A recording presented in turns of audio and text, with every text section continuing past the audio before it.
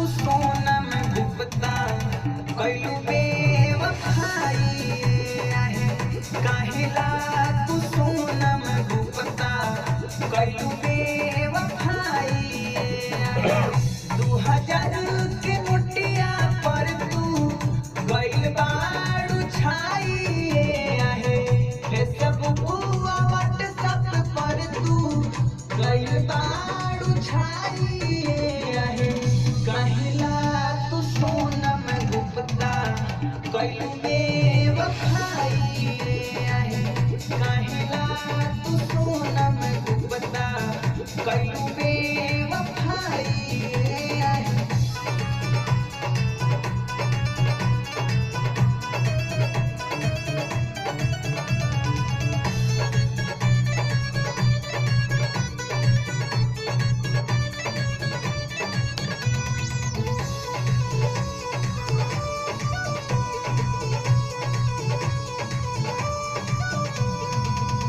सगरो न्यूज में बाटे तोहरे ही चर्चा सोनम बेवफा है पटतड़ परचा सगरो न्यूज में बाटे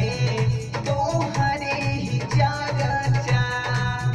सोनम बेवफा है पटतड़ परचा कवनी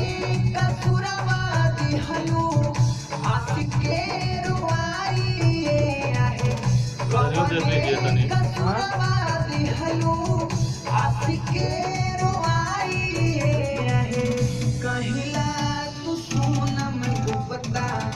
कैलू बेवफाई आहे कहिला तू सोनम गुप्ता कैलू बेवफाई आहे घुमाला तो नहीं ऐसा आ जाए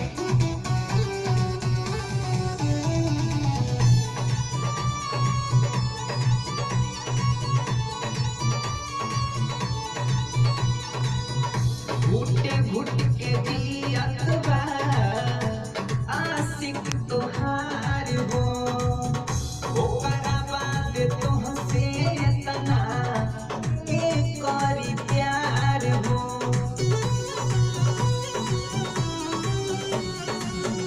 घुटे घुट के जियत बा आशिक तोहार हो ओकरा बाद तोहसे तना के करी प्यार हो मर जाई खा के जहर तब तोहरा बुझाई आहे मर जाई खा के जहर तब तोहरा बुझाई आहे कहेला तू सोनम गुप्ता कैलू बेवफाई आहे कहेला तू सोनम गुप्ता कैलू बेवफाई आहे उसका जूम करिए थोड़ा जूम करिए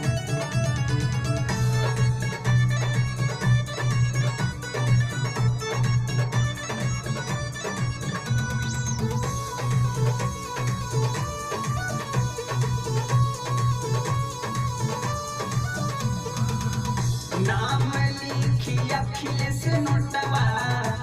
को दिल लिख हो आशिक के साथ अपना कैलू न ठीक हो